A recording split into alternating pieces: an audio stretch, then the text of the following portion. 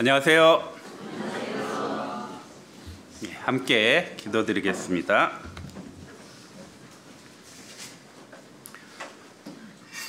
살아계시고 우리 가운데 역사하시는 하나님, 저희를 구원해 주시고 자녀 삼아 주신 그 크신 은혜 진심으로 감사와 찬송을 드립니다. 저희가 이 세상에 태어나서 죄 가운데 살며 또 소망 없이 살던 저희들이었습니다. 저희를 먼저 불러주시고 주님의 그 고귀한 십자가 사랑을 깨닫게 해주시고 자녀 삼아 주신 은혜 감사드립니다. 또 저희를 이 땅에 교회 가운데 두시고 말씀과 교제 가운데 양육해 주시는 것 또한 감사드립니다. 어리석고 나약한 저희들에게 더욱더 말씀으로 저희를 붙들어 주시고 저희 각자를 주님의 귀한 일에 더욱 쓰임받도록 함께해 주시고 도와주시옵소서. 특별히 주님 오실 날 멀지 않는 이 마지막 시대에 저희에게 복음을 맡겨주셔서 감사드립니다. 하나님, 저희의 사랑하는 모든 이들, 저희의 가족과 이웃 친구들에게 하나님의 사랑을 더욱 전하는 저희들 되도록 도와주시옵소서. 서울 또 중부교회를 통해서 하나님의 귀한 구원의 역사가 더 많이 일어나기를 한마음으로 기도드립니다. 주일 아침 또 말씀을 통해서 하나님의 뜻과 또 저희의 할 바를 더욱 알게 하는 귀한 시간 되도록 도와주시옵소서.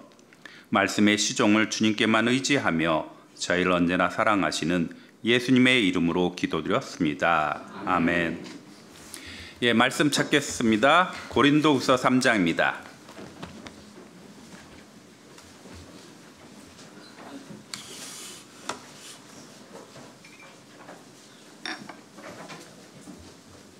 고린도후서 3장 신약 289페이지입니다. 신약 289페이지 3장 12절입니다. 3장 12절에서 18절까지 찾으셨으면 같이 읽겠습니다. 우리가 이 같은 소망이 있으므로 담대히 말하노니 우리는 모세가 이스라엘 자손들로 장차 없어질 것에 결국을 주목치 못하게 하려고 수건을 그 얼굴에 쓴 것 같이 아니하노라. 그러나 저희 마음이 완고하여 오늘까지라도 구약을 읽을 때 그 수건이 오히려 벗어지지 않고 있으니 그 수건은 그리스도 안에서 없어질 것이라. 오늘까지 모세의 글을 읽을 때 수건이 오히려 그 마음을 덮었도다. 그러나 언제든지 주께로 돌아가면 그 수건이 벗어지리라.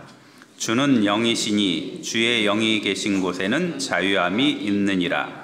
우리가 다 수건을 벗은 얼굴로 거울을 보는 것 같이 주의 영광을 보매 저와 같은 형상으로 화하여 영광으로 영광에 이르니 곧 주의 영으로 말미암음이니라. 다시 한번 인사드리겠습니다. 안녕하세요. 저는 서울 도봉교에서 교제하고 있는 유충기 형제입니다. 도봉교회는 올 2월 달에 이렇게 발령을 받아서 형제 자매님들 섬기고 있습니다. 제가 중부교회는 언제 왔는지 이렇게 찾아봤습니다. 근데 2014년에 이렇게 왔더라고요. 굉장히 오래 전이고 그때는 물론 이 건물이 아니었죠. 어떤 건물 안으로 들어갔던 그런 기억이 있습니다. 완전히 달라진 그런 모습입니다. 지하에 이런 멋진 대강당을 갖고 있어서 먼저 이런 것을 보면 하나님께 감사를 드립니다.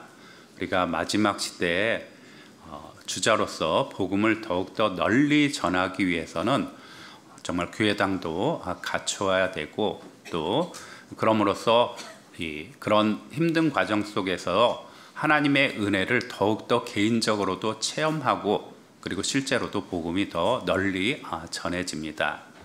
그리고 이런 멋진 교회당도 가진 것도 놀랍고 보니까요 젊은 분들이 굉장히 많습니다. 굉장히 많네요. 왜냐면 저는 서울교회에 있다가 2월 달에 이 서울 도봉교회로 갔잖아요. 근데 다들 많은 교회에서는 이제 고령화로 이렇게 가고 있습니다. 나이 연령층이 굉장히 이제 높아지고 있어가지고 뭐 60대 되더라도 이렇게 임원으로서 이렇게 봉사하고 계신데요. 여기는 젊은 뭐 청년들 이런 형제자매들이 아주 많이 이렇게 보입니다. 우리의 미래라고 하는 것 또한 밝다라고 하는 거죠. 왜냐하면 우리의 청년이 많이 있다라고 하는 것은 우리가 전하는 복음이 진리이고 진리를 좇는 이들은 계속해서 이 세상에 있다라고 하는 것을 우리에게 알려줍니다. 자, 오늘의 말씀 함께 나누고자 합니다. 주의 영이 계신 곳에라고 하는 그런 제목으로 함께 나누고자 합니다. 말씀을 읽어보면 수건이라고 하는 단어가 이렇게 반복해서 나옵니다. 이 수건이라고 하는 것은 출애굽기 34장에 나오는 그런 내용이기에 34장을 먼저 봐야 될 것 같습니다. 그리고 주의 영이 계신 곳에 주의 영이 계신 곳 17절에 주는 영이시니 주의 영이 계신 곳에는 자유함이 있느니라 라고 하는 이 말씀대로 또 주의 영 바로 성령 또한 강조하고 있습니다. 그러니까 성령이 계신 곳에 어떤 일이 있는지에 대한 말씀입니다. 여기 표시해 두시고요. 출애굽기 34장입니다. 출애굽기 34장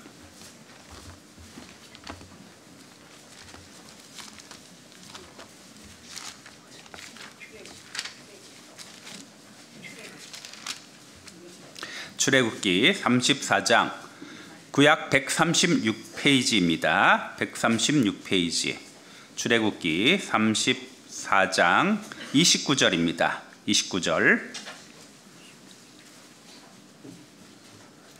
29절 136페이지 제가 읽겠습니다. 모세가 그 증거의 두 판을 자기 손에 들고 시내산에서 내려오니 그 산에서 내려올 때 모세는 자기가 여호와와 말씀하였음을 인하여 얼굴 꺼풀에 광채가 나나 깨닫지 못하였더라. 아론과 온 이스라엘 자손이 모세를 볼 때 모세의 얼굴 커플에 광채남을 보고 그에게 가까이 하기를 두려워하더니 모세가 그들을 부르니 아론과 회중의 모든 어른이 모세에게로 오고 모세가 그들과 말하니 그 후에야 온 이스라엘 자손이 가까이 오는지라. 모세가 여호와께서 시내산에서 자기에게 이르신 말씀을 다 그들에게 명하고 그들에게 말하기를 마치고 수건으로 자기 얼굴을 가리웠더라. 그러나 모세가 여호와 앞에 들어가서 함께 말씀할 때에는 나오기까지 수건을 벗고 있다가 나와서는 그 명하신 일을 이스라엘 자손에게 고하며 이스라엘 자손이 모세의 얼굴에 광채를 보는 고로 모세가 여호와께 말씀하러 들어가기까지 다시 수건으로 자기 얼굴을 가리웠더라. 모세가 하나님께로부터 십계명 돌판을 받고 이렇게 돌아왔습니다. 두 번째 돌판인데요. 그때 모세가 하나님과 이렇게 이야기함으로써 말씀함으로써 얼굴에 이렇게 광채, 빛이 났습니다. 이 말씀도 우리 주의 자녀들 하나님과 교제가 잘 되면요 얼굴에 광채가 납니다. 그래서 우리는 누군가 정말 신앙생활 잘 하고 있는 그런 분들을 본받고 싶어 하잖아요. 그럼 얼굴이 광채가 나는 분을 찾으시길 바랍니다. 네, 그리스도인이 얼굴이 막 이렇게 웃지 않고 막 이렇게 그러면 좀 우리 성경적이지는 않습니다. 물론 근심도 있겠지만 즐거운 일들, 그리스도 안에서 기쁘고 즐거운 일들이 훨씬 더 많이 있습니다. 아무튼 모세가 이스라엘 사람들에게 하나님 말씀을 이제 대언을 하잖아요. 대언을 하는데 사람들이 어떠냐면 모세의 얼굴이 빛나잖아요. 빛나면 어떤 일이 생기냐면 사람들은 모세의 입에서 나오는 그 말씀에 주목을 해야 되는데 눈에 모세의 얼굴, 빛나는 얼굴을 바라보는 거죠. 그래서 모세가 하나님과 대면해서 말씀을 할 때는 수건을 벗었고 그리고 이스라엘 사람들에게 하나님 말씀을 전할 때에는 이제 수건을 벗었고 그리고 그 외 시간에는 이제 수건을 자기 빛나는 그런 얼굴을 주목하지 못하도록 수건을 이렇게 덮었습니다. 그러니까 사람들이 무엇이 중요한가를 확실히 알고 그것을 좇아야 되는데요. 말씀이 중요한 것이지 모세라고 하는 사람이 중요한 것이 아니잖아요. 모세는 죽을 사람이었고 또 모세가 가져온 것은 율법을 기록한 그런 이 돌판을 갖고 왔습니다. 요한복음 1장에 있는 말씀대로 율법은 모세로 말미암아 왔고 은혜와 진리는 예수 그리스도께로부터 왔다는 그런 구절이 있습니다. 은혜와 진리를 붙잡아야 되는데 그들은 모세의 얼굴, 사라질 그런 광채를 바라본 것입니다. 그것을 고린도후서 3장에 설명을 해주셨습니다. 그것은 정죄의 직분이고 또한 없어질 그런 영광이다. 우리가 바라보고 있는 것은 없어질 영광이 아닙니다. 복음은 영원한 영광이고 길이 남을 그런 영광입니다. 그것에 주목을 해야 되는 것이에요. 모세는 사람들이 보지 못하도록 수건으로 이렇게 가렸습니다. 모세의 얼굴을 가렸지만 그것이 어떤 의미냐면 이스라엘 사람들은 그 수건을 마음에 덮었습니다. 마음에 덮었기 때문에 제대로 보지 못하는 것이에요. 그들은 구약의 성경을 읽습니다. 구약에 예수님에 대한 예언이 300가지가 넘습니다. 그런데 그 안에서 그리스도를 찾지 못하는 것이에요. 왜냐하면 마음에 완고함이라고 하는 수건으로 덮여져 있는 것이에요. 우리는 이런 때는 유대인이 아닌 것을 또 감사해야 될 것입니다. 유대인들은 그들의 조상의 유전이라고 하는 것도 있고 또 전해진 것에 율법으로 의롭다함을 얻으려고 하는 율법의 행위를 세우려고 하는 그런 완고함 또한 있습니다.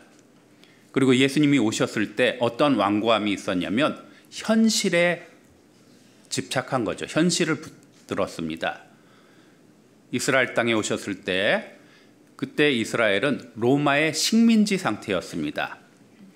그래서 그리스도를 보내주시겠다라고 하는 약속 자체는 알았습니다. 그런데 그 그리스도가 어떠한 일을 하는지에 대해서는 관심이 없고 단지 철장으로 이 세상을 정복을 하고 이 세상 왕이 되기를 원했습니다. 그래서 요한복음 6장에는 예수님께서 오병이어 기적을 보여줬을 때 그들이 임금 삼고자 했습니다. 예수님은 능력도 있으시고 그래서 로마도 무찔러 주실 수도 있고 경제적인 문제도 해결해 주실 수 있잖아요. 예수님은 그 자리를 떠났습니다. 그리고 다시 그들을 만났을 때 그들에게 말씀하셨죠. 너희가 나를 찾은 까닭은 표적을 본 까닭이 아니라 먹고 배부른 까닭이다.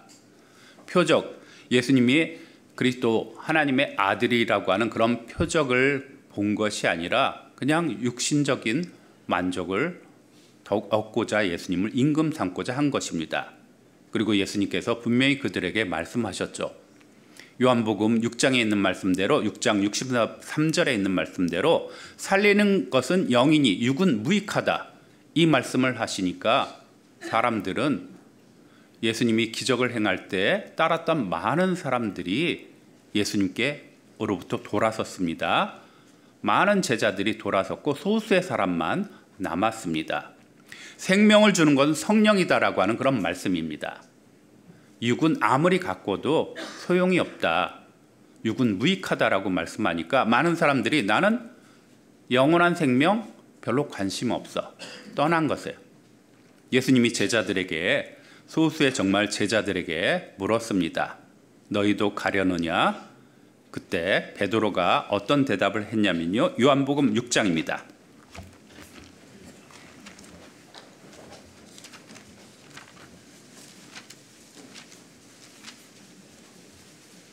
요한복음 6장 68절입니다.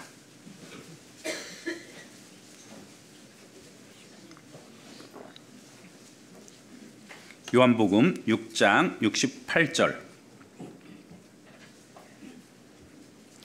같이 읽겠습니다. 67절, 68절 같이 읽겠습니다.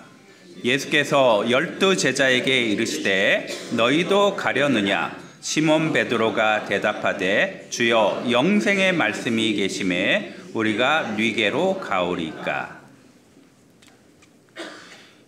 제자 중에 많이 물러가고 정말 소수의 사람만 남았습니다.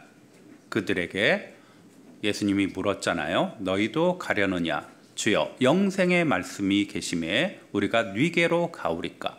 소수의 사람만 영생을 좇는 것입니다.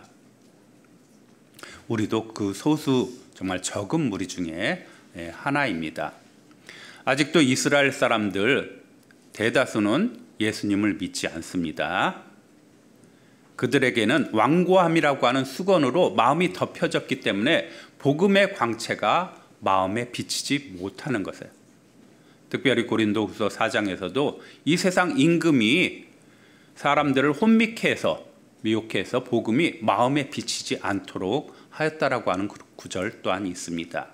그래서 같은 성경을 읽어도 그것을 깨닫지 못하는 것이에요. 고린도후서 3장 말씀 또 보겠습니다. 고린도후서 3장 14절 말씀입니다.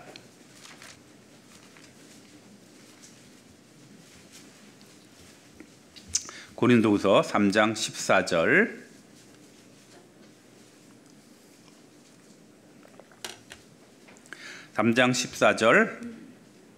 같이 읽겠습니다.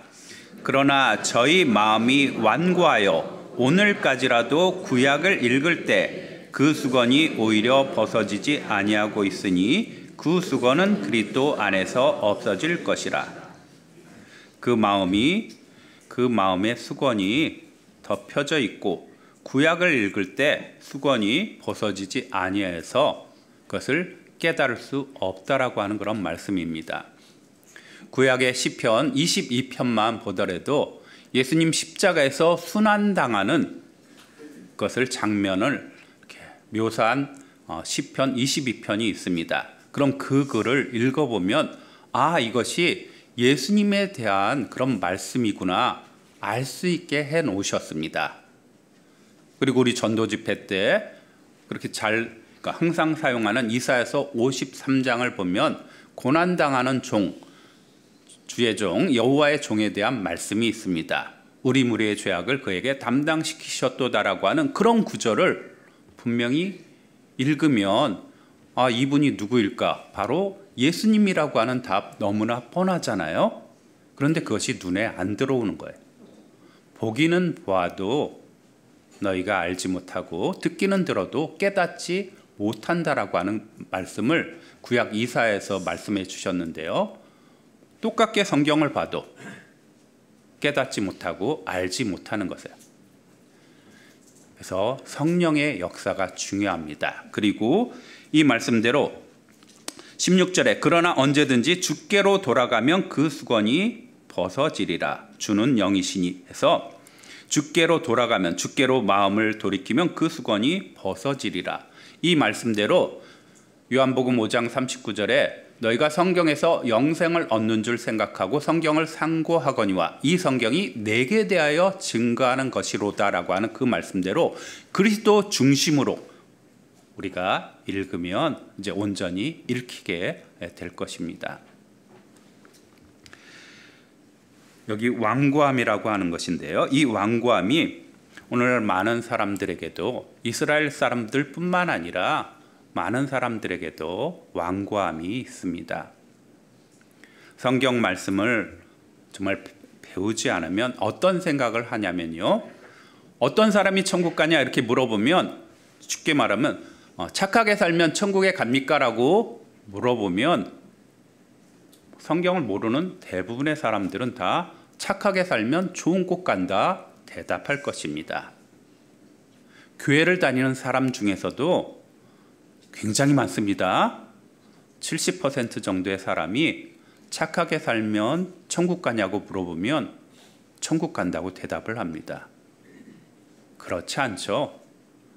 천국은 죄 용서받은 사람, 죄사함을 통하여 구원을 받은 사람만 천국에 갑니다.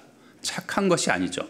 율법의 행위로서는 의롭다 하심을 얻을 육체가 없다고 분명히 신약에서 말씀해 주셨잖아요.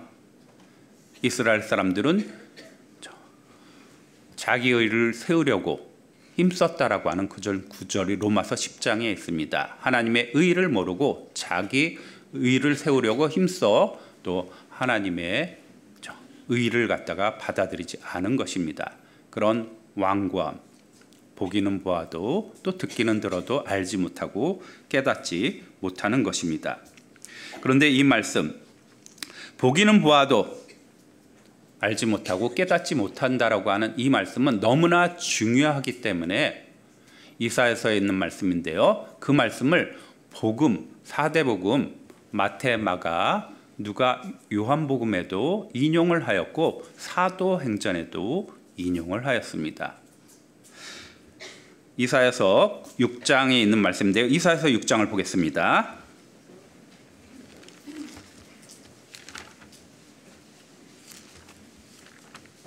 이사야서 6장 9절입니다.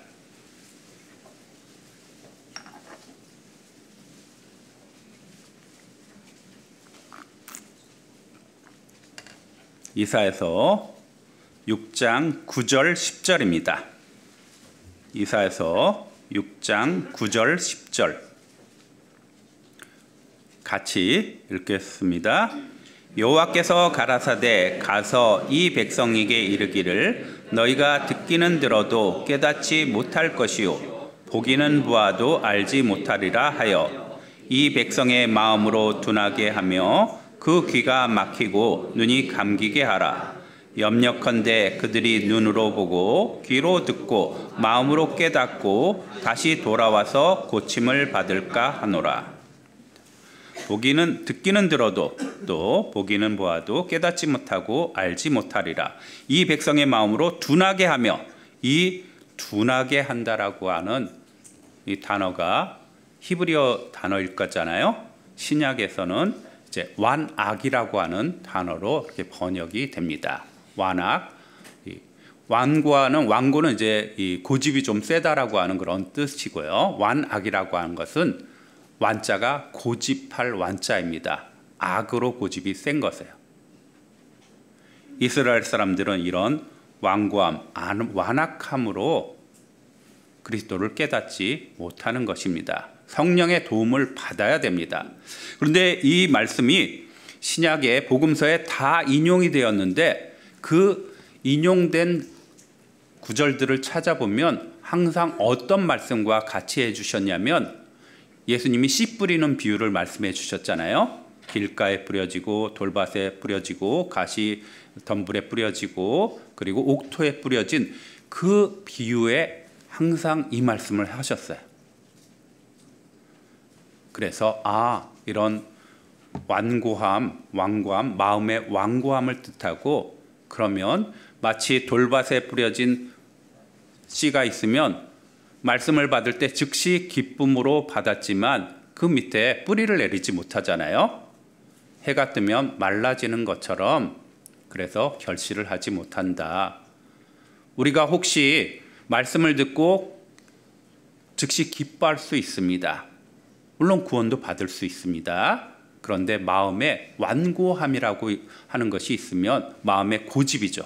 고집이 있다라고 하면 씨를 정말 뿌리를 내려서 결실하기는 쉽지 않을 것입니다. 결실되지 않을 것이라고 하는 것은 마음의 마음밭에 대한 설명을 해주시고, 또한 이 마태복음에는 우리 말씀을 찾아보겠습니다. 마태복음 13장입니다. 마태복음 13장.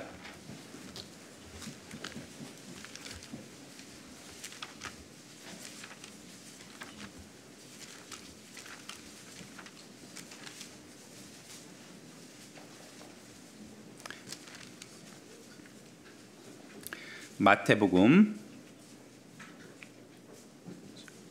13장에 13장 3절을 보면 3절에 예수께서 비유로 여러 가지를 저에게 말씀하여 가라사대 씨를 뿌리는 자가 뿌리러 나가서 뿌릴세 하면서 4가지 밭에 대한 그런 말씀을 하시고, 그리고 마태복음 13장 18절에 그런즉 씨 뿌리는 비유를 들으라 하면서 이것에 대한 해석을 해줍니다. 그리고 중간에 마태복음 13장 14절에 이사야의 예언이 저에게 이루었으니 일렀으되 너희가 듣기는 들어도 깨닫지 못할 것이요 보기는 보아도 알지 못하리라. 이 백성들의 마음이 완악하여져서 그 귀는 듣기에 둔하고 눈은 감았으니 이는 눈으로 보고 귀로 듣고 마음으로 깨달아 돌이켜 내게 고침을 받을까 두려워함이라 하였느니라 라고 하는 이 말씀대로 마음의 완악함, 마음의 완고함을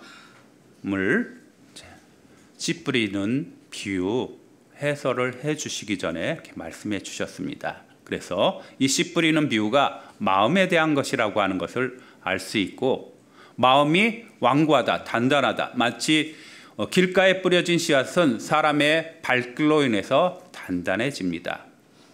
그러면 말씀이 잘 안 들어가요. 사람의 이야기가 더 잘 들리겠죠. 또 마음에 고집이 있으면 역시 또 말씀이 잘 들어가지도 않고 뿌리 내리기가 어려울 것입니다. 이스라엘 사람들은 그리하였는데 그런 고집 때문에 망한다라고 하는 로마서 2장 그런 구절도 있고, 하나님의 생각이 우리 생각과 다르잖아요. 이사야서 55장에 있는 말씀대로 하나님의 생각, 내 생각은 너희 생각과 다르며 내 길은 너희 길과 다르다. 하늘이 땅보다 높음 같이 내 길은 너희 길과 다르고 내 생각은 너희 생각과 다르다. 그러니까 다르다라고 분명히 말씀을 하셨는데, 사람이 자기 생각에 사로잡히면 말씀이 안 들어가는 것이에요. 특별히 세상에는 어떤 분도 있냐면요, 물론 우리 성도 중에는 거의 없을 텐데요, 보고 싶은 것만 보기 때문에, 특별히 요즘은 유튜브가 굉장히 발달해서 보고 싶은 것만 이렇게 계속 연이어서 나오게 됩니다. 그래서 어떤 사람은 지구가 이렇게 우리 둥그렇다고, 둥글죠 당연히 둥근데 지구를 평평하다라고 그렇게 믿는 사람도 세상에 있습니다. 근데 그 사람 눈에는 모든 것들을 다 그럼 지구가 평평하다라고 하는 그 기준하에 맞춰요. 참 그런 것이 확증 편향이라고 하는 것입니다. 내가 그것을 확신하고 그대로만, 그 관점으로만 보고 있어요. 근데 곰곰이 생각해 보면 우리도 확증 편향입니다. 말 그대로 확증 편향. 그런데 우리가 보는 것은 하나님은 살아계시고 성경이 진리이다. 이 관점에서 모든 세상을 이렇게 바라보고 있습니다. 올바르게 보고 있는 것이죠. 이 고집이라고 하는 것 때문에, 사단마귀가 고집 세겠죠. 그렇죠? 사단마귀의 그 모형이 애굽의 바로이잖아요.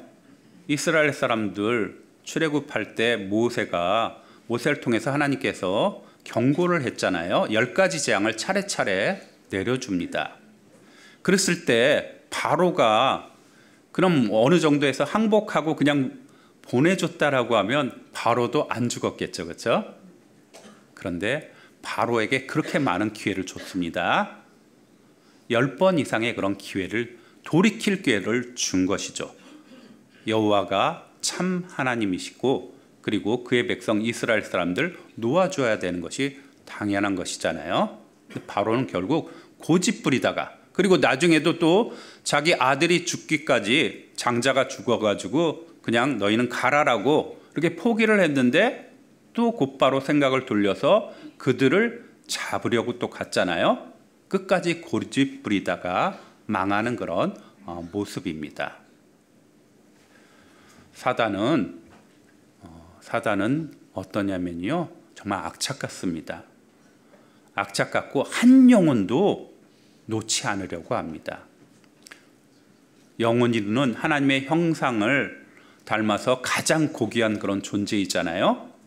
아담의 범죄로 인해서 모든 사람이 다 죄인으로 태어났고 죄 가운데 살다가 그대로 있으면 다 멸망받고 지옥에 가는 거잖아요. 마태복음 25장에 있는 말씀대로 지옥은 마귀와 그 사자들 위해서 예비된 곳이라고 했습니다. 그런데 사람들은 마귀에게도 속고 그리고 자기 자신의 판단이 옳다라고 이렇게 생각을 해서 자기에게 의지합니다. 자기 자신이 옳다라고 하는 그런 판단은 자기 자신을 기준으로 두기 때문에 마치 하나님처럼 생각하는 것이에요. 마귀가 갖고 싶었던 것이죠. 마귀가 하나님이 되고자 내가 지극히 높은 자와 비길이라라고 이사야서 14장에 있는 말씀대로 하나님과 같이 되고 싶었어요. 그리고 자신은 음부, 지옥 가장 밑바닥에 떨어지죠. 그런데 사람들을 역시 그럼 그 다음에 자기의 운명은 정해졌습니다. 지옥 가장 밑바닥에 떨어지니까 하나님이 하시는 일을 회방을 합니다. 그래서 이 세상을 온통 미혹을 시키는 거죠. 요한계시록에 있는 말씀대로 이 세상 마귀와 그 사자들에서 세상을 미혹하는 자라고 했습니다. 요한계시록 말씀 찾아보겠습니다. 요한계시록 12장입니다.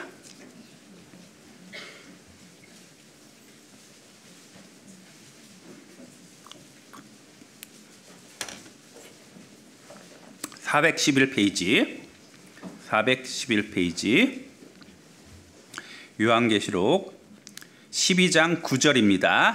12장 9절 같이 읽겠습니다. 큰 용이 내어 쫓기니 옛뱀 곧 마귀라고도 하고 사단이라고도 하는 온 천하를 꿰는 자라. 땅으로 내어 쫓기니 그의 사자들도 저와 함께 내어 쫓기니라. 옛뱀 곧 에덴 동산에서 아담과 하와에게 선악과를 먹도록 부추긴 그런 미혹한 그런 존재이잖아요. 너희가 먹어도 죽지 아니하리라 한 그런 옛뱀입니다. 마귀라고도 하고 사단이라고도 하는 온 천하를 꿰는, 그러니까 속이는, 미혹하는 자라. 온 세상이 미혹되어 있습니다. 온 세상이 이 세상 임금인 사단 마귀에게 미혹된 세상에서 우리는 살고 있습니다. 흔들리지 않아야 될 것입니다. 오직 하나님의 말씀만 완전하고 우리의 모든 삶의 기준이 되어야 될 것입니다. 그런데 우리가 또 이 구원을 받았어도 우리 안에 고집이 있을 수 있습니다. 고집이 있으면 하나님의 진리의 말씀을 온전히 우리가 잘 받아들이질 잘 못해요. 수건이 우리는 정말 감사하게 수건이 벗어져서 예수 그리스도를 볼 수 있었습니다. 예수 그리스도 주님께서 우리의 모든 죄를 지셨고 그리고 그 피로 우리 죄를 깨끗게 하셨다. 그리고 믿음으로 구원을 받는다라고 하는 하나님 말씀 그대로 하나님의 선물로서 우리가 구원을 받았습니다. 그럼 구원을 받은 우리가 자유로운 존재이냐? 우리 고린도 오늘 본문 말씀을 읽어보면요. 고린도후서 3장 17절입니다. 3장 17절 같이 읽겠습니다. 주는 영이시니 주의 영이 계신 곳에는 자유함이 있느니라. 자유함이 있다라고 말씀하셨습니다.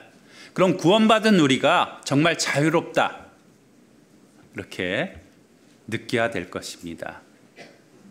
그럼 무엇으로부터의 자유냐? 율법으로부터의 자유이고 죄로부터의 자유입니다. 내가 그리스도 안에서 생활하는데 내가 별로 자유스러운 것 같지 않다. 내가 뭐 하나님의 율법 있지만 그것을 뭐 해야 된다라고 하는 그런 부담감도 있고 그러니까 자유롭지 못한 것 아니냐 이렇게 혹 생각할 수도 있는데요. 복음은 자유하게 하는 율법이라고 말씀하셨습니다. 우리가 진정한 자유를 누리는 것이에요.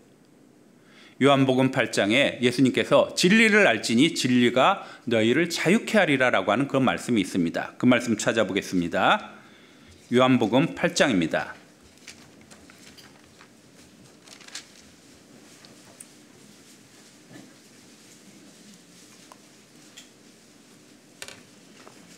요한복음 8장 159페이지 요한복음 8장 31절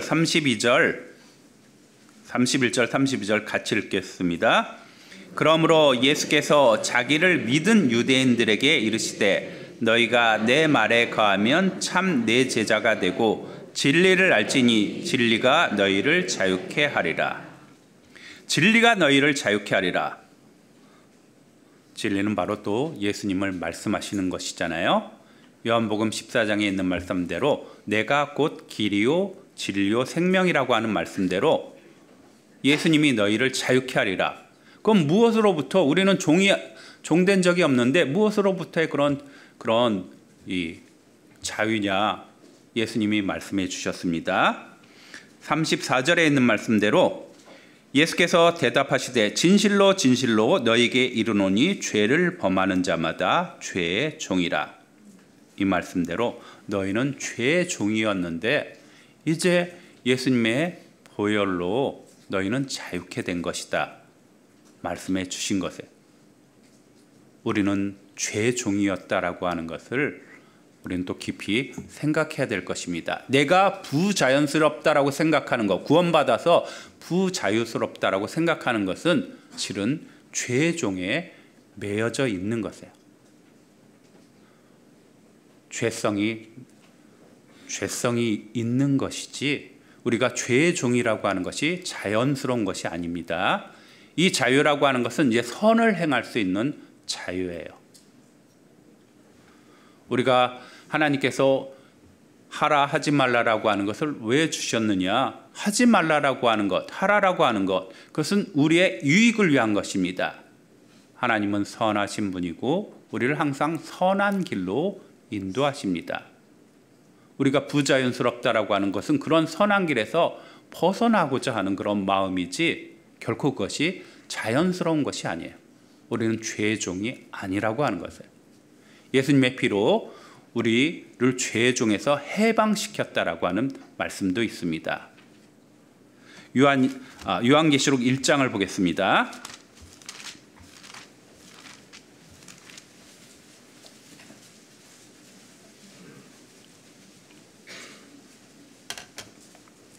요한계시록 1장 5절입니다. 1장 5절 같이 읽겠습니다. 또 충성된 증인으로 죽은 자들 가운데서 먼저 나시고 땅의 임금들의 머리가 되신 예수 그리스도로 말미암아 은혜와 평강이 너에게 있기를 원하노라. 우리를 사랑하사 그의 피로 우리 죄에서 우리를 해방하시고, 예수님의 피로 우리 죄에서 우리를 해방하셨습니다. 우리는 자유자가 된 것입니다. 자유자로서 우리는 하나님을 정말 자유자로서 하나님은 섬기기를 원합니다. 종으로 섬기는 것이 아니라 자유자는 진정으로 하나님을 사랑하고 또 주님을 사랑하는 마음으로 섬기기를 원하는 것이에요. 율법의 종으로서 섬기기를 원하지 않습니다. 율법의 종이라고 생각을 하면 나는 예수님의 대신 십자가에 죽으신 복음의 의미를 아직 정말 조금밖에 깨닫지 못한 것이에요. 내가 비록 죄사함을 받았다 할지라도 죄사함을 받았다라고 하는 그 진정한 의미는 하나님의 사랑을 알고 믿었느니라고 하는 요한일서 4장에 있는 말씀대로 그 사랑을 깨닫고 하나님을 사랑해서 섬기기를 원합니다. 하나님을 경외해서 공경하고 두려운 마음으로 하나님 섬기기를 원해요. 사랑해서 섬기고 경외해서 행하기를 원하십니다. 그것이 진정한 자유자가 해야 될 바이고, 그럼으로써 그리스도인은 기쁨을 얻도록 만드셨습니다.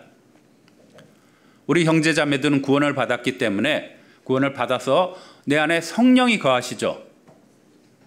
성령은 내 마음에 불러일으킵니다. 하나님의 뜻을 행하고자 하는 그런 마음을 불러일으킵니다. 빌립보서 2장에 있는 말씀대로 너희 안에서 행하시는 이는 하나님이시니 너희로 자기의 기쁘신 뜻을 위하여 너희로 소원을 두고 행하게 하신다라고 하는 그 말씀대로 성령이 내 안에 있으면 하나님의 뜻을 행하고자 하는 그런 마음을 불러일으킵니다. 그리고 행하게 합니다. 그리스도인으로서 구원받고 살아가면서 아는 것을 갖다가 경험했을 것입니다. 내가 하나님을 기쁘게 한 그런 일이 있으면 밤에 잘 때 어때요? 뿌듯하죠. 하루가 정말 가치 있고 기쁘고 뿌듯하고 내가 주의 일에 함께 한다라고 하는 것에 더욱 감사를 드릴 것입니다. 근데 하나님을 주의 자녀이지만 하나님을 꼭 슬프게 한 날도 있겠죠. 그런 날은 좀 마음이 착잡할 것입니다. 성령께서 우리를 갖다가 또 일깨워 주실 것입니다. 그래서는 안 되지 않느냐라고. 그래서 우리의 마음을 항상 다잡고 어떻게 하면 하나님을 기쁘시게 할까 하는 그런 마음으로 살아갑니다. 하나님의 기쁨이 나의 기쁨이 됩니다. 주의 영이 계신 곳에 자유함이 있다.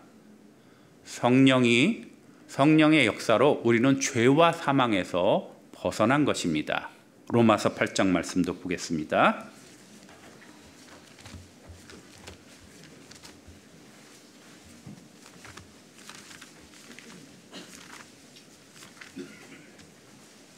로마서 8장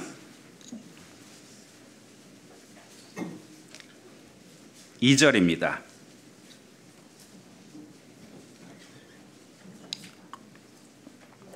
로마서 8장 2절 같이 읽겠습니다.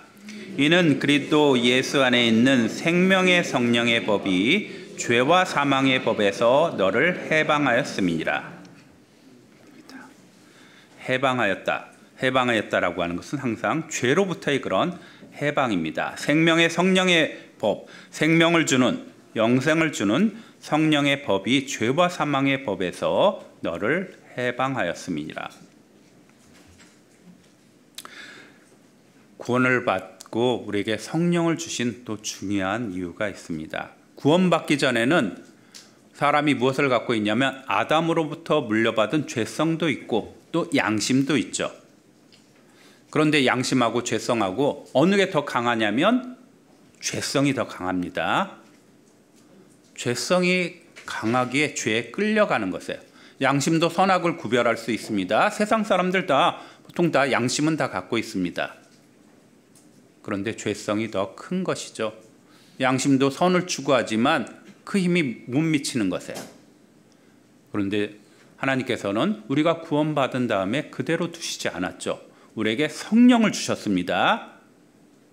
죄값을 대신 치러 주셨을 뿐더러 죄의 권세를 이길 수 있는 성령을 우리에게 주신 것이에요. 성령 하나님이시니까 여기 법이라고 하는 것은 힘과 같은 그런 뜻입니다. 생명의 성령의 힘이 죄와 사망의 힘에서 너를 해방하였다. 죄성을 이길 수 있도록 하여 주신 것이에요. 성령, 정말 주의 영의 역할이 너무나 중요합니다. 성령의 도우심을 받지 못하면 복음을 깨달을 수 없습니다. 죄의 종이었다라고 하는 것도 깨달을 수 없습니다. 저만 보더라도 그러죠. 세상에 죄 없는 사람 물어보면 죄 없냐고 물어보면 죄는 그래도 대부분 있다라고 대답을 하잖아요. 그런데 그 죄로 당신 지옥 갑니다라고 말하면 내가 지옥 갈 만큼 죄를 졌느냐? 그런 사람 하나도 없습니다. 내가 죄로 정말 지옥 갈 만큼 나쁜 짓 했느냐? 그렇게 생각하는 사람 거의 없죠. 특별히 여기 어르신 별로 없는데요. 어르신들 하기에 어떻게 천국 가냐고 물었을 때 뭐라고 말하냐면 내가 살면서 그래도 다른 사람에게 나쁜 짓, 마음 상한 일, 그런 일 안 했다. 이렇게 대답을 합니다. 듣고자 하는 대답이 아니죠. 우리 어르신들은 그렇게 대답하지 않을 것입니다. 그렇죠. 예수님에 대한 이야기가 나와야 되는데 자기가 살았던 이야기, 그것으로는 어떻게 하든 천국에 갈 수 없는 거죠. 제가 예수님을 믿기 전, 하나님을 알기 전에도 똑같죠. 뭐냐면 죄 있느냐 그러면 죄 없다라고 말하지 못하죠. 그런데 지옥 간다라고 말해버리면 기분이 좋겠어요? 안 좋아요. 다. 그래서 정말 하나님 살아계신 것서부터 성경이 사실인 것 이렇게 하고, 그러면서 하나님의 성경 말씀은 진리이고 하나님은 창조주이시고 그리고 죄에 대한 이야기를 하는 것이에요. 그리고 그 죄가 얼마나 정말 심각한 것인지 알아야 되는 거잖아요. 말 그대로 돌은 무겁고 모래도 가볍지 않다라고 하는 그런 구절이 있습니다. 큰 죄든 작은 죄든 다 지옥 간다. 거짓말 한 번 하는 것도 지옥 간다. 그런데 그것이 정말 성경이 하나님은 살아계시고 성경이 진리라고 하는 그런 말씀이 토대가 되지 않으면 그 말이 전할 수도 없고, 그 말을 누가 받을 수 있느냐? 성령의 도우심을 받아야지만 내가 지옥 갈 수밖에 없구나. 그래서 예수님이 말씀하신 대로 회개하고 복음을 믿으라. 죄에 대해서 돌이키잖아요. 나는 지옥 가게 갈 수밖에 없습니다. 하나님 나를 불쌍하게 여겨달라고 회개하고 도움을 청하잖아요. 요한복음 16장에서도 성령이 오시면 그가 죄에 대해서 책망하리라라고 하는 그 말씀대로 죄를 깨닫게 해주시는 분은 성령 하나님이십니다.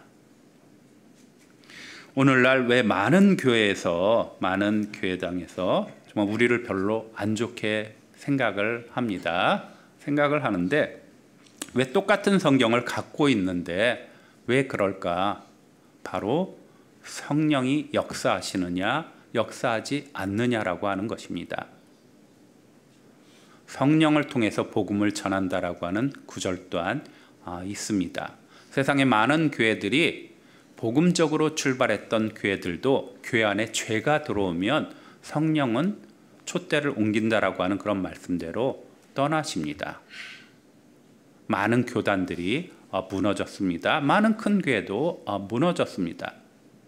온전한 복음, 바로 예수님 보혈의 공로로 우리가 영원한 속죄를 이루었다라고 하는 말씀 그대로 전하는 곳은 많지 않습니다.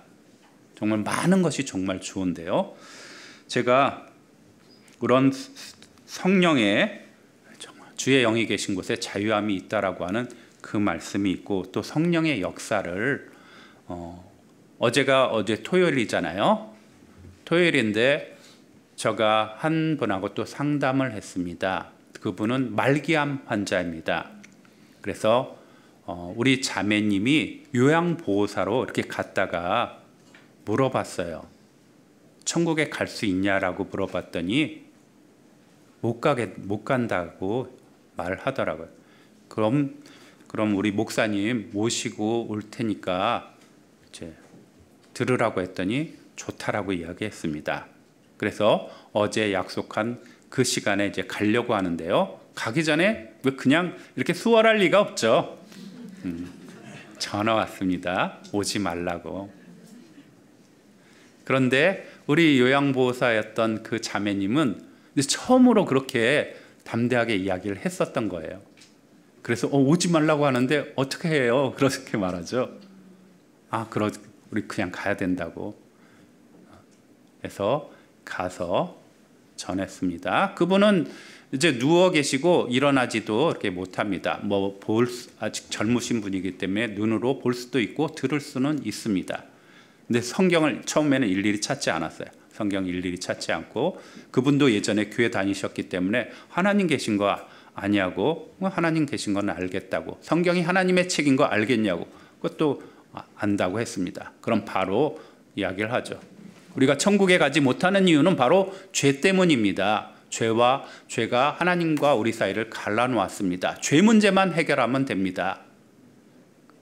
그리고 죄를 정하신 분도 하나님이시니까 그러면 죄가 없어야지 천국에 가는데, 그럼 죄가 없는 방법은 죄를 안 짓는 것하고, 그럼 그게 가능하냐고, 불가능하다고 당연히 알죠. 그럼 죄를 용서받는 방법이 있습니다.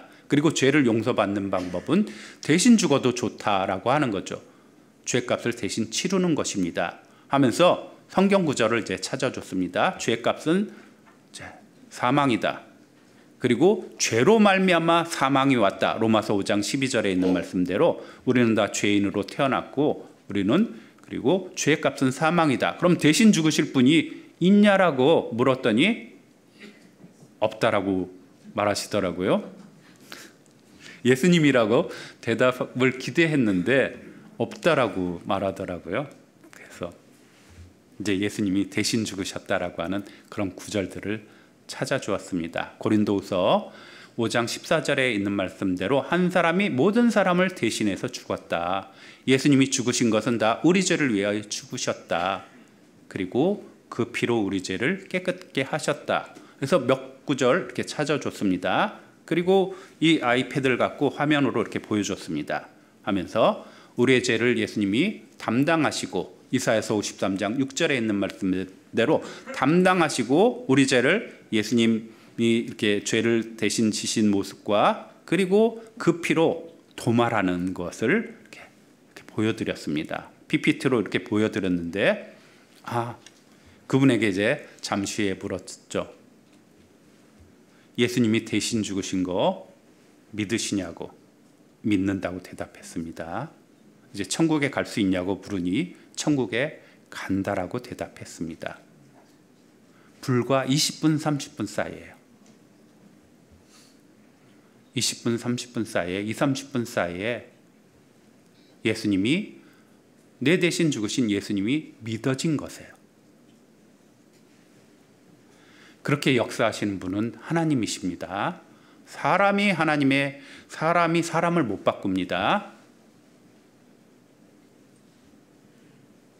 복음, 우리에게는 온전한 복음이 있고 성령의 역사가 있기에 사람이 수십 분 만에 돌아서는 천국에 갈 수 있다라고 대답을 듣고 나왔습니다. 한편으로는 하나님께 감사를 드리고 하나님께 영광을 돌리고 한편으로는 몹시 속이 상했습니다. 왜냐하면 그분도 예전에 교회를 다니셨는데 온전한 복음만 전해졌으면 그분도 산소망을 갖고 투병생활을 했었을 거잖아요. 전해지지 않았기 때문에 그런 일이 생긴 것이죠. 근데 그분이 있잖아요. 오지 말라라고. 왜냐하면 몸이 불편하니까 집을 치울 수도 없을 거잖아요. 물건은 늘어져 있고 관리가 안 된 그런 모습을 보여주기 싫잖아요. 그래도 우리는 가야 되죠. 사단마귀는 끝까지 놓아주지 않습니다. 그리고 그것이 무엇이 있겠느냐? 사람들은 모르니까 그냥 오지 말라라고 한 거잖아요. 그냥 끝까지 가겠다고 하니까 그냥 기도만 해주고 가세요. 이런 말을 많이 듣습니다. 근데 기도만 해주려 우리가 간 게 아니죠. 복음을 전하기 위해서 갑니다. 그런데 불과 몇 분, 정말 1, 20분 만에 사람은 구원을 받습니다. 정말 하나님께 감사드린 거죠. 하나님은 모든 사람이 구원받기를 원하시는 그 하나님의 그 말씀 그대로 구원의 역사가 일어납니다. 그러기에 우리가 이 땅에 남아있는 것입니다. 끝까지 어느 누구도 포기하지 않고 또 붙잡으면 하나님께서는 기회를 주실 것입니다. 베드로후서 3장에 아무도 멸망치 않고 다 회개하기에 이르기를 원하시느니라라고 말씀하셨고, 그리고 또 우리에게 하나님의 방문하시는 날을 말씀해 주셨습니다. 우리 말씀 베드로후서 2장을 보겠습니다. 베드로전서 2장입니다.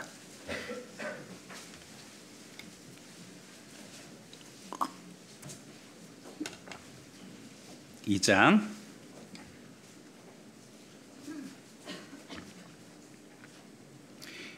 11절 12절입니다. 2장 11절 12절 같이 읽겠습니다. 사랑하는 자들아, 나그네와 행인 같은 너희를 권하노니 영혼을 거스려 싸우는 육체의 정욕을 제어하라. 너희가 이방인 중에서 행실을 선하게 가져 너희를 악행한다고 비방하는 자들로 하여금 너희 선한 일을 보고 권고하시는 날에 하나님께 영광을 돌리게 하려 함이라. 하나님께 영광을 돌리게 하려 함이라라고 하는 것은 이방인들이 하나님께 영광을 돌린다라고 하는 그런 말씀입니다. 이방인들이 돌아서는 날이 있다라고 하는 것에 권고하시는 날은 하나님이 방문하는 날입니다. 하나님이 그를 방문하는 날, 그가 하나님께 영광을 돌릴 것이라고 하는 그런 말씀입니다. 우리는 그 가운데서 선을 행하라라고 하는 것이에요. 사람들의 핍박, 비방, 조롱 속에 우리는 선행을 행하라. 선행을 하기 위해서는 육체의 정욕을 제어하라고 말씀하시면서 선을 행하는 가운데 하나님께서 권고하시는 날이 있기에 우리는 끝까지 붙잡아야 되는 것이에요. 이 땅에서 정말 호흡기를 꽂고 있다 할지라도 우리 말씀에 영혼 없는 몸이 죽은 것 같이라고 하는 그 말씀대로 호흡기를 꽂고 있을지라도 복음을 전할 수 있습니다. 거의 반응이 없는 분도 복음 전할 수 있습니다. 저도 전도인으로서 이제 상담을 갔는데요. 그분도 이제 거의 호스피스 병동 같은 그곳에 한 분이 누워 계셨어요. 배가 불룩했습니다. 배가 불룩하고 이제 이런 분들은 다 병원에서 치료 못해요. 다 병원에서 다 더 이상 할 게 없어서 있는데 눈도 못 움직입니다. 그래도 우리 자매는 안타까워서 말씀 전하기를 원했죠. 그 귀에 들려줍니다. 그 귀에 들려줬는데 어떤 일이 생겼냐면 그분은 반응을 못했지만 예수님에 대한 이야기를 듣고 눈물을 흘렸습니다. 눈물을, 그 짧은 시간이지만 눈물을 흘렸습니다. 정말 그런 것을 보면 하나님이 우리와 함께 계신다. 그리고 정말 숨이 멈추지 않은 이상 영혼은 그 안에 있고 기회가 있다라고 하는 것을. 그래서 어느 누구도 정말 우리 자신이 포기해서는 안 될 것입니다. 근데 여기 이제 또 이렇게 선행을 해라고 했는데요. 선행을 하기 위해서는 우리 자신 이제 본성을 좀 바꿔나가야 될 것입니다. 오늘 다시 본문 말씀을 보겠습니다. 본문 말씀 18절입니다. 18절, 3장 18절 같이 읽겠습니다. 우리가 다 수건을 벗은 얼굴로 거울을 보는 것 같이 주의 영광을 보매 저와 같은 형상으로 화하여 영광으로 영광에 이르니 곧 주의 영으로 말미암음이니라. 17절에는 주의 영이 계신 곳에 자유함이 있다. 주의 영, 성령을 통해서 우리가 구원을 받습니다. 그리고 또한 성령을 통해서 18절은 우리가 변화가 된다라고 하는 그런 말씀입니다. 주의 영광을 보매 저와 같은 모습으로 변화할 것이다. 그것도 주의 영으로 말미암음이라. 주의 영광을 보는 것이에요. 주의 영광, 바로 주님의 모습을 보는 것입니다. 그럼 우리가 주님의 모습을 어디에서 보냐면 성경에서 보고 또 형제 자매에게서 볼 수 있잖아요. 찬송가에 형제의 모습 속에 보이는 하나님 형상 아름다워라라고 하는 그런 찬송처럼 우리 형제 자매들에게서 보아야 될 것입니다. 그런데 우리도 구원받은 우리도 우리 마음에 수건으로 덮여지면 그 주의 영광을 보는 것이 아니라 단점이 보이게 됩니다. 그럼 우리가 변할 수 없잖아요. 주의 형상을 보아야 되지. 주님의 형상을 보면 모두 다 그것을 담고자 하는 마음 있습니다. 하나님께서 로마서 8장에 아들의 형상을 본받고자 정하셨다라고 하는 구절도 있습니다. 우리는 이 땅에서 주님의 본받고자 하는 그런 마음이 있잖아요. 이 땅에서 가장 완벽하게 사셨던 분, 주님을 본받고자 하는 마음이 있는데 말씀에도 있고 형제 자매 모습 속에서 찾을 수 있습니다. 여기 주의 영광을 보매 저와 같은 형상으로 변한다라고 하는 그런 이 땅에서 그런 생활 구원입니다. 주의 영광을 본 사람이 있습니다. 주의 영광을 본 사람 출애굽기에 나옵니다. 출애굽기 33장입니다.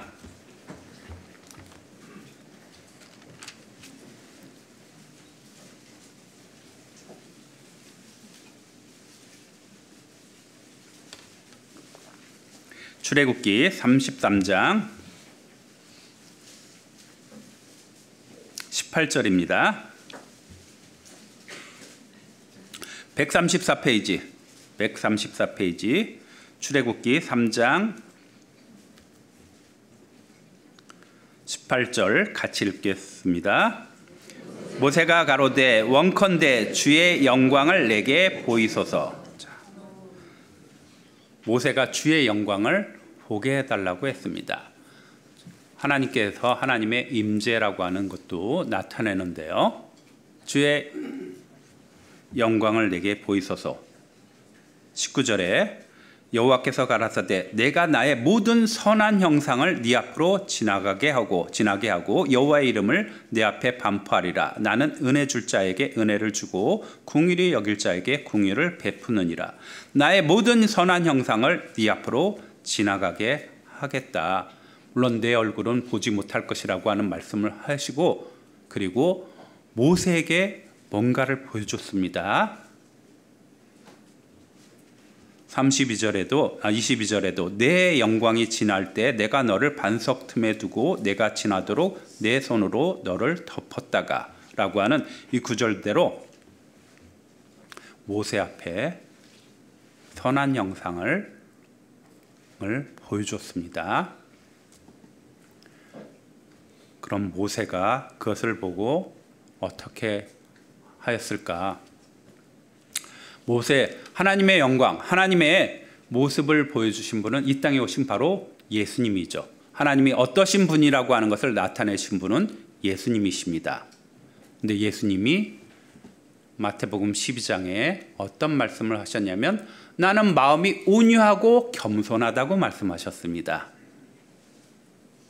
그 선한 형상에 들어있겠죠. 모세는 그 모습을 본 것입니다. 모세는 그 모습을 보았기에 모세는 어떠한 사람이 되었냐면 민수기 12장에 있는 말씀대로 민수기 보겠습니다.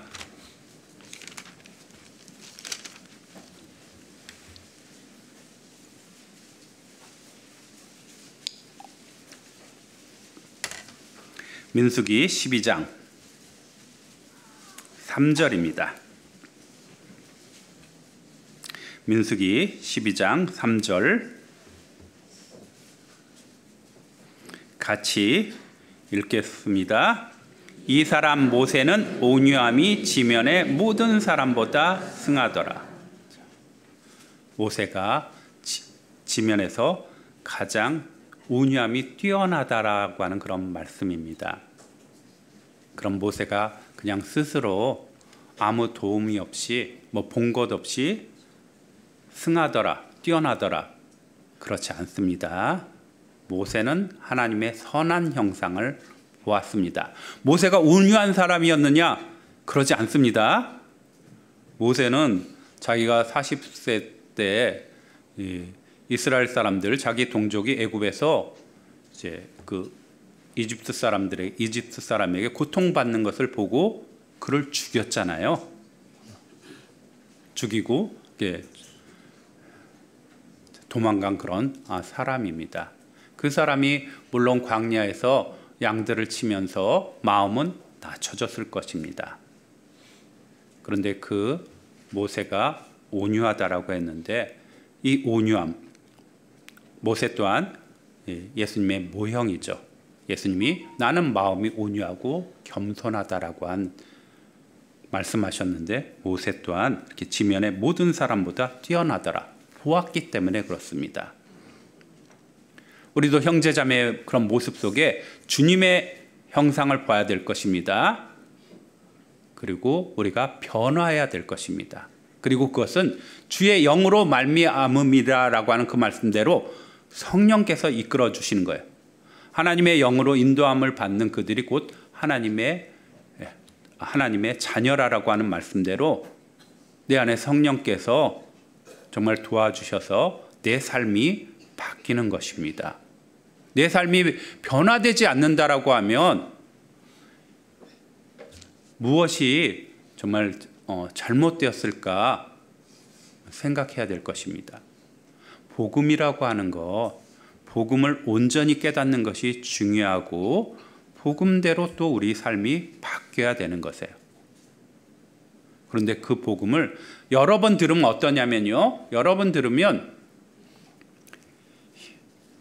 현재, 과거, 미래의 죄 이런 죄 다 가져가셨다 그러면 이해할 수 있습니다. 그런데 복음은 머리로 이해하는 것으로 그치는 것이 아니죠. 깨닫는다라고 하는 것은 무슨 뜻인지도 알고 받아들이는 것을 말합니다. 우리의 복음은 어디에 새겨져야 되냐면 마음에 새겨져야 됩니다. 고린도후서 4장 다시 보겠습니다.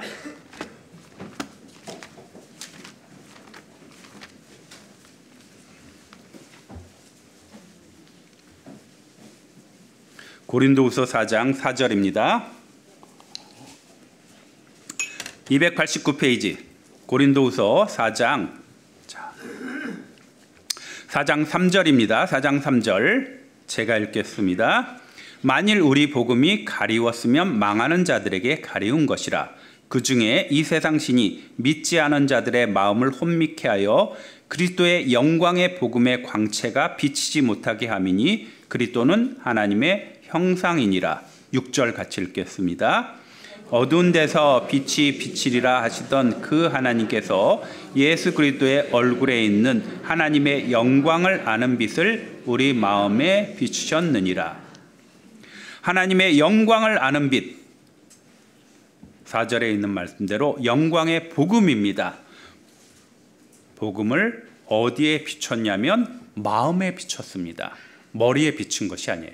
머리에 비추면 이제 반복해서 들으면 반복해서 들어서 외울 수 있고 말 그대로 세뇌당했다라고 하는 그런 말도 쓸 것입니다.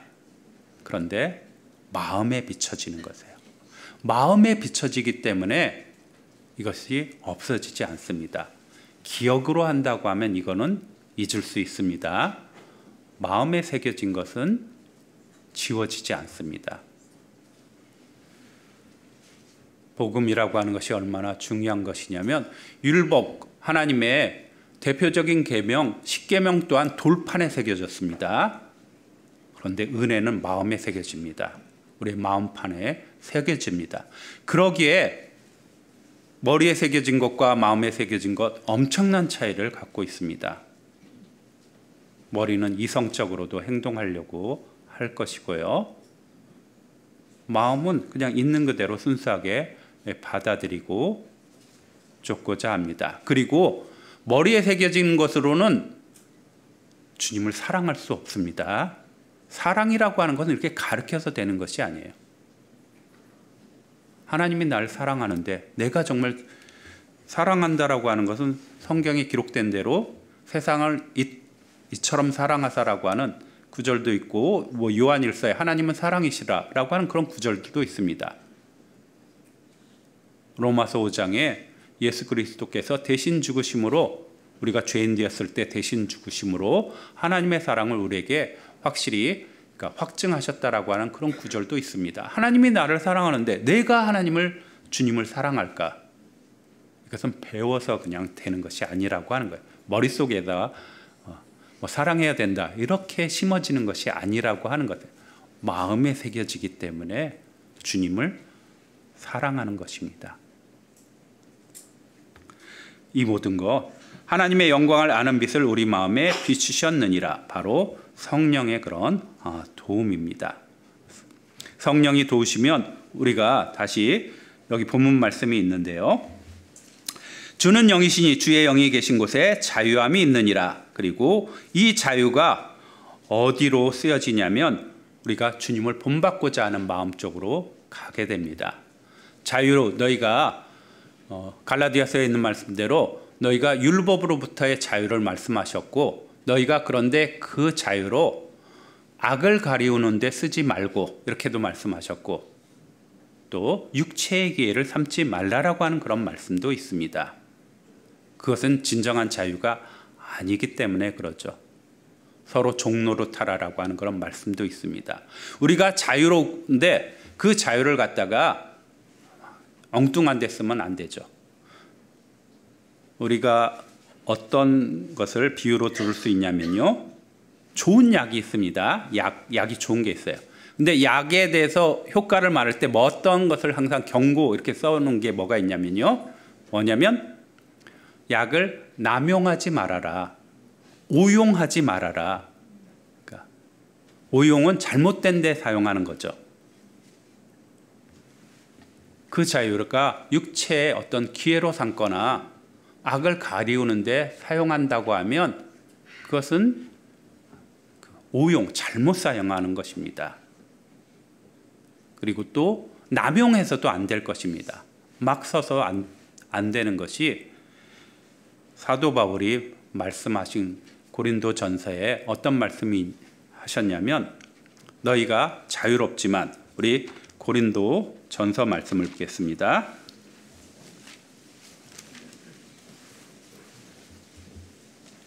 고린도 전서 10장입니다. 고린도 전서 10장 23절입니다.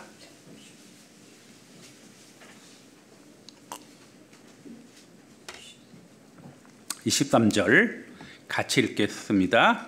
모든 것이 가하나 모든 것이 유익한 것이 아니요 모든 것이 가하나 모든 것이 덕을 세우는 것이 아니니. 모든 것이 가하다. 모든 것 할 수 있다. 그렇지만 모든 것이 유익한 것 아니고 모든 것이 가하지만 모든 것이 덕을 세우는 것은 아니다. 말씀하신 것처럼 유익한 것, 덕을 세우도록 해야 될 것입니다. 사도 바울은 어떤 말씀을 했냐면 자기가 이제 그 고기 먹는 이야기도 이렇게 했습니다. 고기 먹는 것이 만약 다른 사람 양심에 걸리면 나는 그 양심을 위해서 먹지 않겠다. 그럼 자유롭게 먹을 수도 있습니다. 그렇지만 다른 사람을 위해서 내가 스스로 내 자유를 제한하겠다라고 하는 그런 말씀입니다.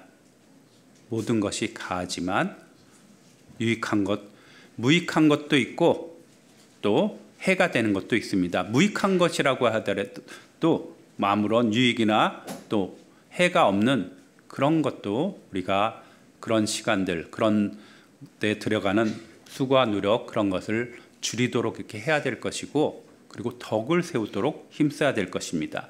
사도 바울은 자신이 자유로운 자유자이지만 스스로 자기의 자유를 제한했는데요. 그 이유는 더 많은 사람을 얻고자 스스로 자유를 제한했습니다. 그 말씀이 이 고린도전서 9장에 나오는데요. 9장 보겠습니다. 9장 19절입니다. 9장 19절. 9장 1절에도 내가 자유자가 아니냐라고 말씀하고 그리고 9장 19절 같이 읽겠습니다. 내가 모든 사람에게 자유하였으나 스스로 모든 사람에게 종이 된 것은 더 많은 사람을 얻고자 함이라. 분명히 자유자라고 했습니다. 그런데 종이 된 것은 더 많은 사람을 얻고자 자신의 자유를 제한하였다라고 하는 것이에요. 유대인들에겐 유대인과 같은 그런 모습을 하고 또 율법 없는 자 이방인에게는 내가 하나님의 율법은 있지만 그들에게 맞춰준 것입니다. 그러면서 자기는 더 많은 사람을 얻고자 하였고 그래서 자신의 행동을 제어하였다라고 하는 그런 말씀이 25절에 있는 말씀입니다. 25절 또 같이 읽겠습니다. 이기기를 다투는 자마다 모든 일에 절제하나니 썩을 멸관을 얻고자 하되 우리는 썩지 아니할 것을 얻고자 하노라. 자신의 생활을 절제한다고 했습니다. 자신이 할 수도 있는 것, 그거 절제하겠다. 왜냐하면 더 많은 사람을 얻고자, 한 영혼이라도 더 건지고자 하는 그런 마음으로 예수 그리스도를 만난 후에 사도 바울의 온 생애를 바꿔놓은 것입니다.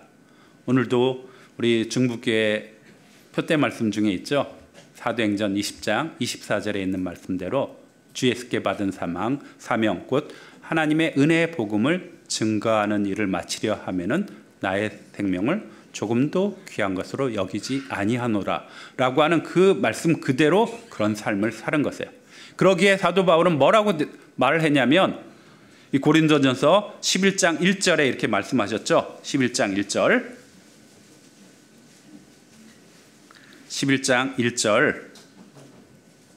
같이 읽겠습니다. 내가 그리스도를 본받는 자 된 것 같이 너희는 나를 본받으라. 자신이 그리스도를 본받은 것처럼 너희는 나를 본받는 자가 되라. 이 말씀대로 이런 마음을 불러일으키고 또 본받도록 우리를 이끌어 주시는 분은 성령이십니다. 우리 전부는 내가 구원을 성경대로 회개하고 복음을 믿었기에 내가 구원을 받고 성령을 받습니다.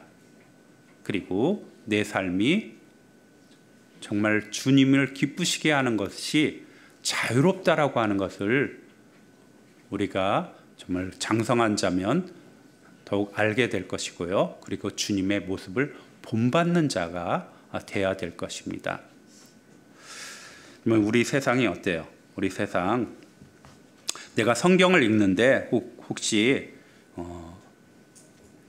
많이 안 깨달아진다, 또 전혀 모르겠다, 그러면 안 될 것입니다. 보기는 보아도 또 듣기는 들어도 깨닫지 못하고 알지 못한다고 하면 곤란하잖아요.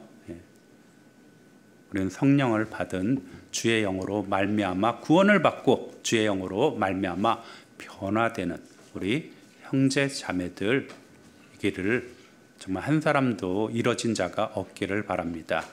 말씀 마치겠습니다.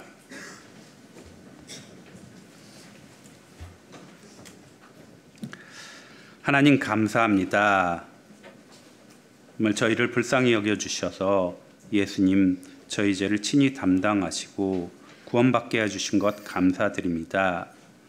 성령의 도우심으로 저희가 죄를 깨닫고 복음을 깨닫게 해주신 것 감사드립니다. 또 성령께서 저희와 함께 해주셔서 저희 교회를 통해서 복음을 전케 하시고 또 저희 각 사람을 주님을 본받는 자 되게 하여 주신 것 감사드립니다. 성경을 통해서 또 형제자매들의 모습을 통해서 저희가 주님의 모습을 보고 더욱더 주님의 모습으로 변화되는 저희들 되도록 도와주시옵소서. 저희의 삶이 하나님을 기쁘시게 하는 삶이 되고 또 이 악한 세상에서 이 어지러운 세상에서 세상의 빛이 되어 하나님의 영광을 나타내는 자가 되도록 도와주시옵소서. 곧 있을 또 사교구 집회 또 함께해 주시고 기도하고 있는 많은 영혼들 주님 품으로 인도되도록 도와주시옵소서. 중북교회를 통해서 하나님의 크신 구원의 역사가 더욱 많이 일어나기를 한마음으로 기도드립니다. 오늘의 나머지 모든 시간도 함께해 주시길 구하며 저희를 언제나 사랑하시는 예수님의 이름으로 기도드렸습니다. 아멘. 찬송가 427장입니다.